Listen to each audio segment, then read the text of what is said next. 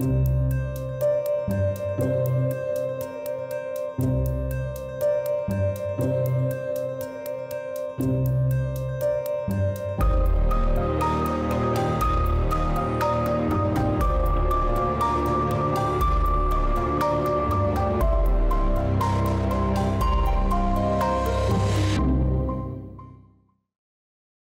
c'est juste pour vous dire aussi un petit mot sur Koldo. Koldo ne sera pas là aujourd'hui. Koldo a perdu sa maman hier. Donc on sait que c'est terrible de perdre une maman et donc on s'associe tout à fait à sa peine. On lui adresse toutes nos condoléances ainsi qu'à sa famille. Donc voilà. Et donc Koldo absent, on attend Marie-Josée qui ne devrait pas tarder. La voilà.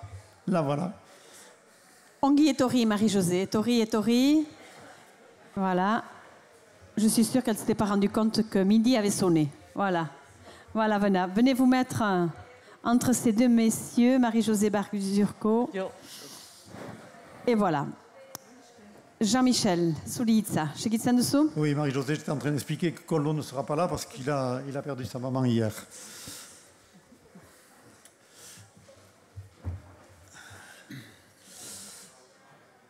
Alors, Marie-Josée Bazurko. Tout d'abord, me permettras-tu de te tutoyer? Oui, on peut te tutoyer? Bon, parce que j'ai beaucoup de mal à vous voyez les jeunes. Allez, oui. Bon, Lusienne, tu as grandi dans une pension tenue par ta famille à côté de l'hôtel de la plage. Ton nom était déjà connu en Pays Basque, notamment dans le milieu de la pêche basque. En effet, en 1954, ton père Cochet part en éclaireur pour Dakar. Il découvre les possibilités de la pêche au thon, ce qui permet la création de la coopérative Itxasokoa et 40 ans de ressources pour les pêcheurs basques et leurs familles. Et quelle personnalité! Quand on voit le père, on comprend mieux la fille. Et c'est pas tout à fait vrai, mais enfin, mon père était un... Ah oui, c'était une personnalité. Oui. En 1987, tu viens à l'écriture par une nouvelle et tu écris Nouvelle d'ici et tu signes Shorgin Bells. 10 ans plus tard, tu écris ton premier roman, avec comme souvent entre les lignes une part autobiographique, L'exilé, un amour clandestin pour un homme assassiné par le gars à Randaï. La trame suit une histoire vraie, basée sur des faits historiques sous forme de roman, une thérapie. Si on veut, c'était pas une thérapie. C'était pas une thérapie? Non, c'était un cri de révolte. Pour savoir si cela est publiable, tu envoies ton manuscrit à Paris à l'écrivain Gilles Perrault, l'auteur du Pull-over rouge, que tu admires et qui jouera un rôle important dans les débats qui aboutiront à l'abolition de la peine de mort. Et aux surprises, il répond très vite, ton manuscrit lui plaît. Il s'occupe même de le faire publier dans une maison d'édition parisienne et il t'écrit la préface. Te voilà écrivain. Écoutons Gilles Perrault. L'exilé, c'est une page d'histoire qui se lit comme un roman. L'entreprise d'une audace rare ne pouvait réunir qu'à la faveur d'une écriture à la hauteur du pari. Marie-Josée Bazurko nous introduit au cœur du mystère de la destinée humaine. Il y a de la grande Colette dans Marie-Josée Bazurko. En 2007, suit Sois forte Lucia, roman politique inspiré des récits de ton grand-père, de la révolte des Asturies en 1934, de la guerre d'Espagne et de la passion pour le Pays Basque. Le Pays Basque, d'ailleurs, est un thème récurrent dans tous tes romans. Mais attention, ne dis-tu, pas le Pays Basque folklorique, du piment d'Espelette ou du jambon. C'est le Pays Basque tel que tu le vis. 2009, la valse de Loire, fresque familiale qui nous entraîne à Toulouse, parmi les exilés espagnols qui n'ont pas abdiqué en 1939. C'est aussi l'histoire d'une époque mythique des années 1968-1969. 2011, Souviens-toi d'ici et d'ailleurs, préfacé par Timberlake Wertenbecker, qui est là d'ailleurs. Recueil de nouvelles, tes premiers amours, qui est un trait d'union entre les trois romans L'exilé, Sois forte Lucia et La valse de Loire. 2016, J'ai quelque chose à te dire, un très beau roman qui nous entraîne en 2011 dans le monde secret des jeunes filles venues de la campagne pour se trouver placées dans des familles huppées de la société bordelaise. Comme toujours, les personnages existent merveilleusement bien. On ne les oublie pas. On ne peut pas oublier Rose. Ils sont forts et tendres, invincibles et vulnérables. Surtout ces femmes extraordinaires que tu nous fais vivre en soulevant l'émotion sans oublier l'humour. Roman étonnant, détonnant parfois, entre poésie et crudité des propos.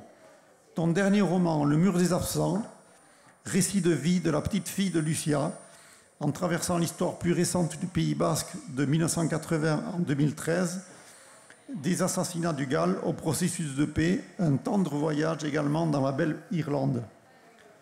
Un commentaire de Gilles Perrault encore. Infatigable romancière, tu continues d'écrire en tricotant ensemble l'intime et le public, dans la recherche têtue du bonheur et le fracas de l'événement saccageur de la vie. Il y a décidément une musique Bazurko. Pour cette musique, pour ton talent, tes nouvelles, tes romans, ton amour du Pays basque, nous avons aujourd'hui un bien beau prix Bilsar.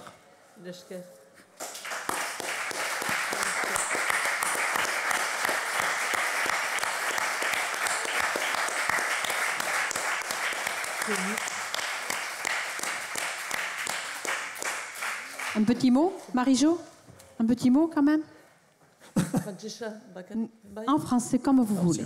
Ici, on est libre. Je suis émue, oui, très émue, parce que bon, il y a une part de moi, comme une part de mes sœurs, qui est partie il n'y a pas longtemps. Donc je pense à lui.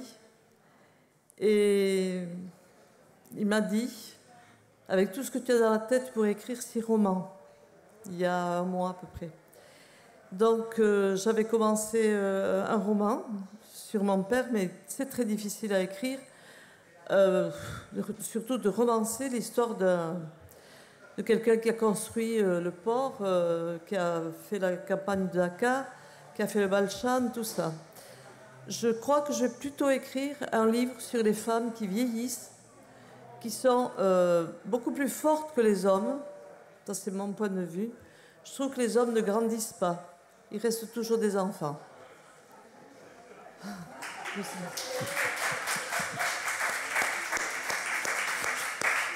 Applaudissements de ces dames. Oui. Je ne veux choquer personne.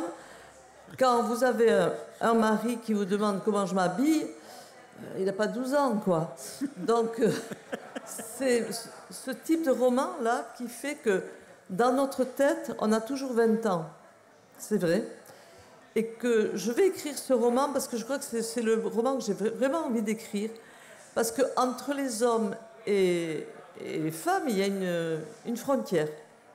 C'est vrai, c'est une frontière. Et ils ne comprennent pas parce qu'ils ont un petit cerveau ramolli, tandis que nous, on comprend tout. C'est tout, c'est tout.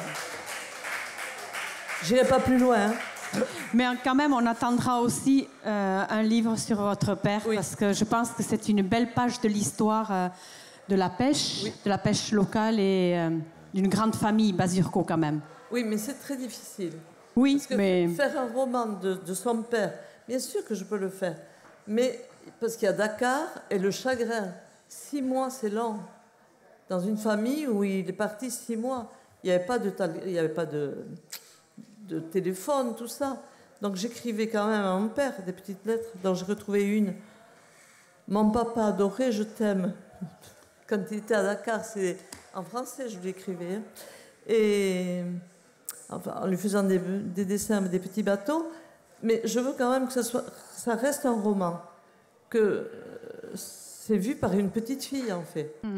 Bazurko, qui s'est battu pour les pêcheurs, pour le Balchan, tout ça. C'est mon père d'abord. Donc, oui, ça va être difficile à le faire. Hein. Même si je pourrais écrire une biographie, mais je n'ai pas envie. Mais vous êtes forte, Marie-Josée. Mais oui. Mais bien sûr, c'est la fille à côté. Voilà. Applaudissements, vous lui remettez le prix.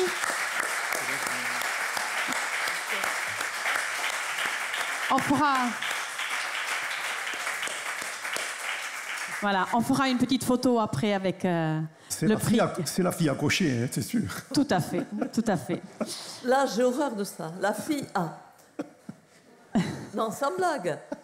Je suis pas la fille A. Je suis... Deux. Non, je suis plus la fille 2 non plus. Je suis moi. Marie-José Barzurko. Oui, Ouais. Barzurko, oui. Eta hitza emaiten dugu, pantxoa etxegoeni, horretarazten dugu, hor ez ziren entzat goiztian, koldo amestoi ez dugula hemen, eta, besarkada bat igortzen dako gula, ama atzo galdu baitu, eta pentsatzen dut ala ere gogoz gurekin dela. Pantxoa zuri hitza. Bai, eguerdion deneri, eta biztan dena lehenik, eneleen pentsamendua koldori joaiten da, koldo adiskidiari, atzo jakin behitugu beraz, atzo astirian galdu duela bere ama, eta biztan dena ez da hemen izaiten ahal, beraz gure dolumin guziak eta halere espero dut sari horrek aintzinerat eramaiteko gutizia emanen dakola, eta nik testu bat prestatu nuen, eta nahi nuke hau irakurri. Behin bazen amiku zen, ahuta sarikota egian hain zuzen, mutiko potolo bat, lui, 1952an sortua. Entzun dugunaren arabera, lui erabea zen. Norbaite zerbait galdetzen ziolarik, matela kuskua gorritzen zitzaizkion beharri puntetaraino. Halaber, mintzatu behar zuelarik, elea nekez jalgitzen omen zitzaion. Irakurri izan dut liburuan, ez da herabea bezalakorik batean gogoan duenaren zart erraiteko. Ta nik emendan ezake, ez da erabea bezalakorik abenturatzale bilakatzeko. Delako mutiko erabeak bere abentura handia gaztetxo zelarik hasi zuen bere liseuan klub teatr bat bazegoelako. Eta antzerki atelierari esker, bapateko jokoa, txinatar itzalak, maskara, musika, kantua jastatzen zituen. Gero eta gehiago gustatzen zitzaion artearen munduak laguntza ekarri zion bere ikasketa teknikoen segitzeko eta azterketaren gainditzeko. Soldadogoa Alemanian egin zuen. Handik itzultzean, desinateur industriel gisa lanean hasten zen, gure lui gizon gazteak kontzientzia hartu zuen eskualduna zela, eta euskararen serioski ikasten hasi zen. Handik laster, iparraldeko gau eskoletako langile bihurtu zen, koordinak eta lanak kudeatuz eta hegoaldean gaindi maiz ibiliz. Denbora berean eskolantzerki mundua kurriturik, txontxongiloari ere hurbildu zitzaion, eta behin marionetaren bitartez ipuinarekin topo egin zuen. Eta lui, koldo bilakatu zen, koldo amestoi. Hemengo eta mundu zabaleko ipuinen eta kondairen irakurtzen eta lantzen hasi zen, eta gero bere lehen entseioak irratiaren bidez egin zituen. Eta ondotik jara egun handia. Publikoaren aintzinean kondatzen hastea. 1900 zen. Eta hasian hasi, 40 urtez alor beraren johatzen eta loratzen ari izan da. Hauxe abentura, bai, zinez abentura paregabea. Behar zuen barne indar, kemen, sineste, talendu, bide berezi horren hartzeko eta hain luzaz irauteko. Bibahi beraz koldo. Bertsularitza, ahozko literatura den bezala, ipuingintza berdin-berdina. Koldo amestoi lehenik kondalaria dugu, ejotik kondalaria. Xehetasun guzietan sartu gabe, eskaini dizkigun azken ipuinaldien izenburuak ogoitaraziko dizkizuet. Bider ditan, Hariola Mariola, Inbino Fabula, Martin Txok, parte hartu zuen ere laida pilota Pierre-Paul Berzaizen ikusgarrian. Baina koldo amestoi liburu idazlea dugu ere. 5 bederen zor dizkiogu. Dena dela Lapurdiko, dena dela Baxenabarreko, zehar bideko berri, erran bezala eta esperantza, azken hau, Asisko urmenetaren marrazkiekin egina. Koldo amestoiek bestalde beste 5 egina ahalak egin zituen festivalak antolatzen. Hala nola hitzapitz Azparnen, hitzemana Biarritzen eta hitzabil berriz ere Azparne aldean. eta beste zenbat horrelako 7 probintzietan bezala Frantzian eta Frankofonian. Egan behar da, kantuak dion bezala, gaztena izta lorios, espiritua kurios, Koldok kuriostasun handia baduela, munduko kulturen ezagutzeko jakin mina. Horretarako da beti gazte egonki. Koldo frangotan bakarka ari da, baina gustatzen zaizkio ere egitasmo berriak eta partekatuak. Dantzari, musikari, kantari, eskulture eta berdin arkitekto batzuekin. Baina benetako eskual ambasadorea dugu munduan zehar dabilararik beste kondalari hainiz topatuz eta ipui saioak eskainiz beti eskualegian haziak. Ez ditugu ekitaldi hauek oro aipatzen ahal, baina 2 adibide eder nahi ditut zuekin partekatu. Bat, duela 2 urte abiatu zuena, Michel Bue, Akitania berriko 2 puntetako biztanlekin egin elkarrizketak abiapundu gisa hartuz, 2 eskuz idazlanak loratu dituzte, ikusgarri bat asmatu eta liburu bat argitaratu ere. Azkenik, lan polin baten prestatzen ari da, Elkano nabigatzaileak munduari lehenengo aldiz itzulia eman zioeneko 500 urteak direla eta. Koldok, hain maite duen itsaso zabalari begira, hitzak ontu ditu Nerea Alberdi biolin jolearekin topo eginez, hitzen musika uainetan gaindi margotuz. Bai, Koldoren lana joria da, hitzak hura dutxurutik bezala heldu zaizkio. Ipui bakotxean labirento batean sagarazten gaitu, bere irudimenarekin gure ametsak hasteko eta gero ilunabajak gauari eskaintzeko. Koldo amestoiek bere ipuinaldian frangotan hitz hauekin bukatzen ditu. Hori alabazan edo ez bazan, sarda dila ez dakit nungo kalabazan. Nire azken hitzak aldiz hauek izanen dira. Egan dizkizuenak oro egiak baitira, Koldo amestoi xuti dadila sarako plazan.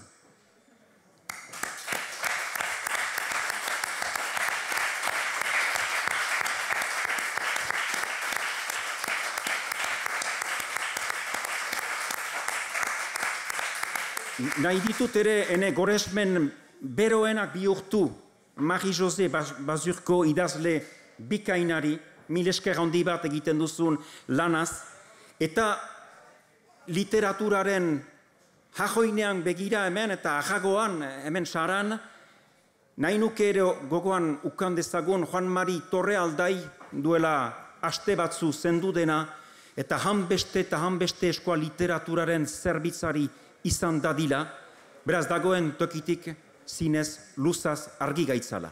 Mil esker.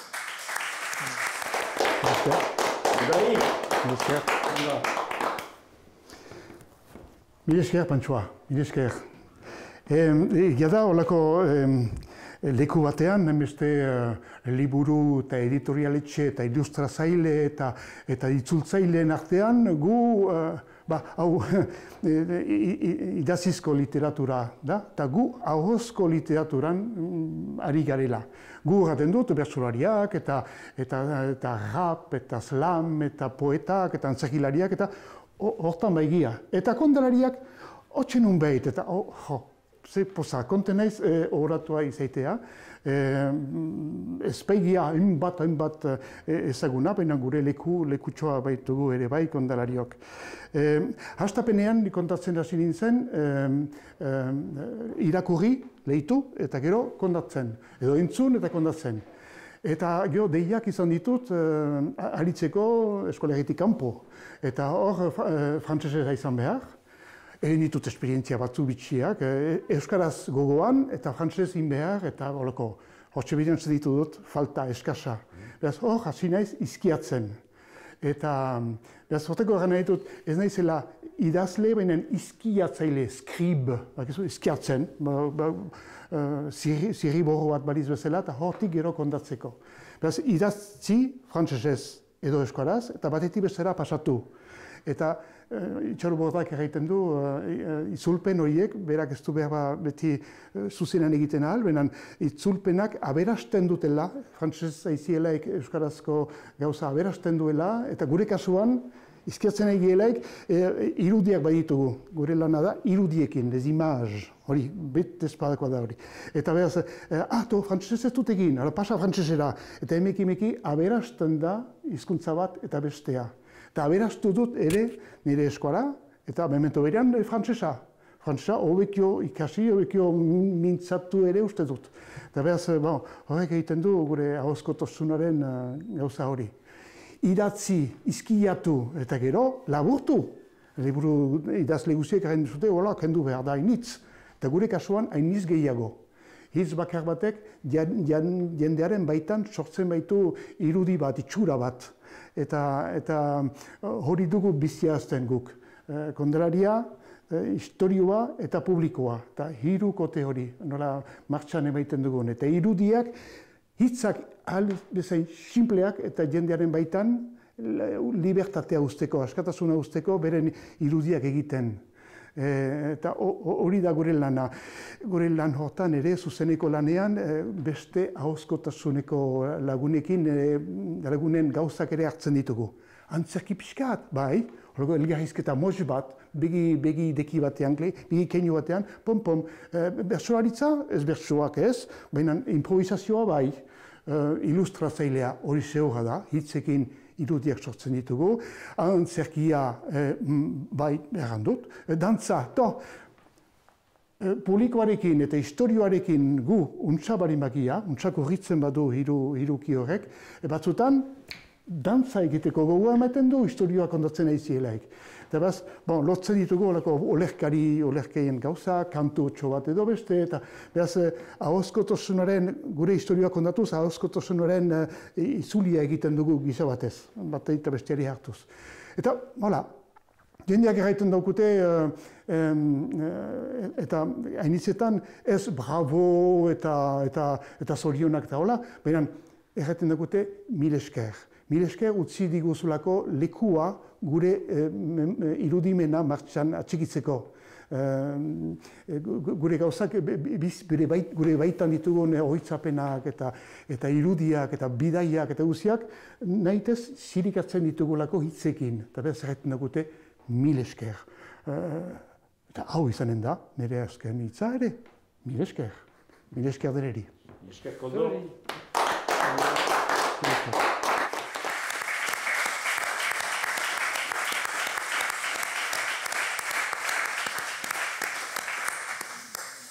Alors Marie-Josée, nous te donnons ce trophée, ce prix, que tu auras peut-être un peu de mal à soulever, parce qu'il est un peu lourd. Vous pouvez venir devant peut-être juste pour faire une petite photo. Alors, quand on honore quelqu'un au Pays Basque, il y a deux choses que l'on fait. En général, il y a un larouescu. Je te rassure, ce n'est pas nous qui l'allons danser. Et par la suite, Nako Diaronak. Alors, on va demander aux danseuses de s'approcher. Nous, on va se mettre sur le côté droit. Nako Diaronak, encore les hommes qui ne grandissent pas. J'espère qu'elles sont là. Hala, non ditugu dantzariak. Dantzariak hurbiltzen albaldin badira. Eta artian erakusten albaldin baduzue, est-ce que vous pouvez montrer le prix qui est toujours magnifique, Jean-Michel, même s'il est très lourd, peut-être le montrer devant les caméras pour qu'on puisse le voir, parce que c'est toujours quelque chose de magnifique. Hein. Voilà. Et taola, voilà.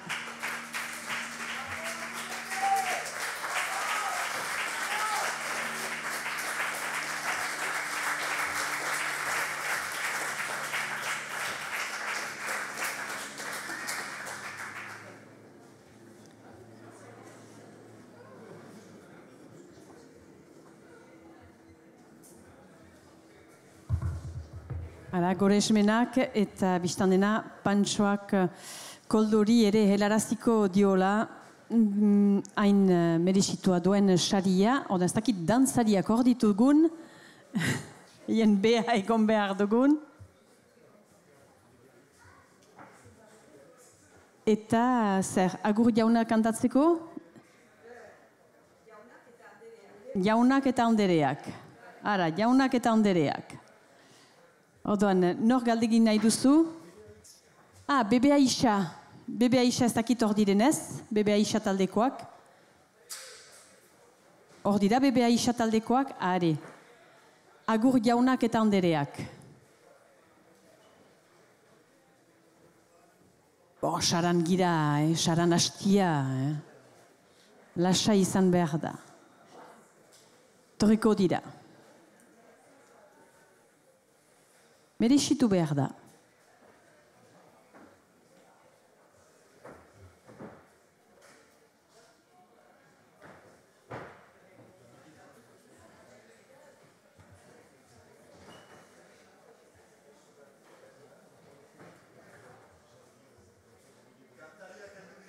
Kantariak hor ditugu, laster hemen izanen ditugu. Bebe Aixa taldekoak, egia da, hartuak direla, ere, beren diska berria presentatzen eta, ara. Baina hor ditugu. Agur jaunak eta andereak. Hori da galdegin. Hori da, agur jaunak eta andereak. Gusten duzu Bebe Aixa taldean pareko tasuna errespetatua da. Bi gizon, bi emazte. Elgarrekin kanta dezagun. Mari eta Meirentxu etorri aintzinerat, eta Pascal ere etorzen alda, eta gero okanen dugu aurreskua, ara.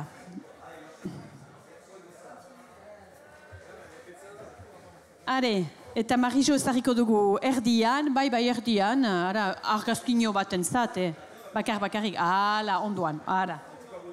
Biziki untxa. Ale, Bebe Aixa taldekoak publikoarekin.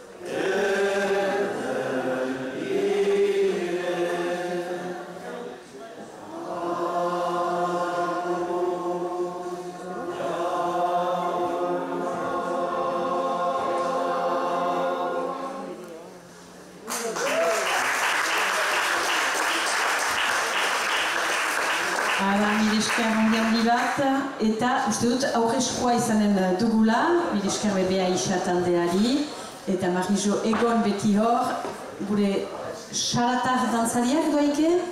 Désolé. Xarako dantza taldetik aldu zaizte, neskak andereak? Bikain.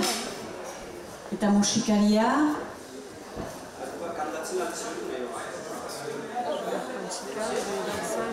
Kantatuko dute, Bebe Aixa taldekoek. Eta Marijo zerentzat dantzatzen duzue.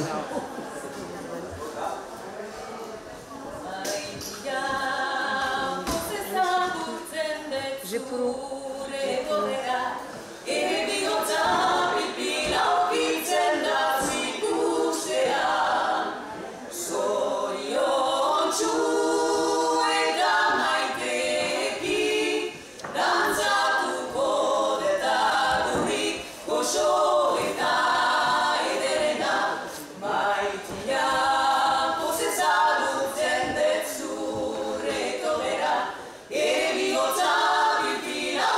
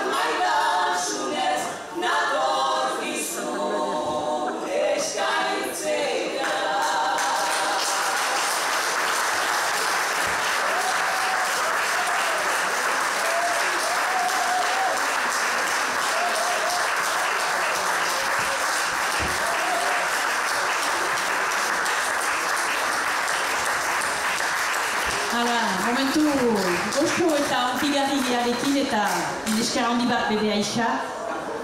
Ara, honekin buruatzen dago izaldea, eta ala nahi zinuten azken bat eman.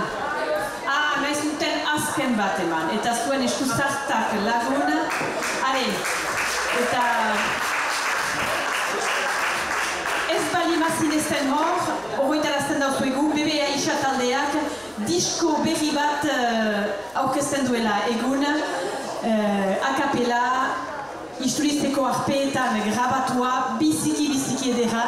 Beraz, unan zatitxo bat? Untan diskan agertzen den lehena. Mil esker bebe Aixa, mil esker Jean-Michel Pantsoa, Mari-Jo Bazurko bestandena, eta Xarri Biotalikoeti hemen izanen gira berriz, gero arte. Zueri, mil esker. Goizean goiko etxaren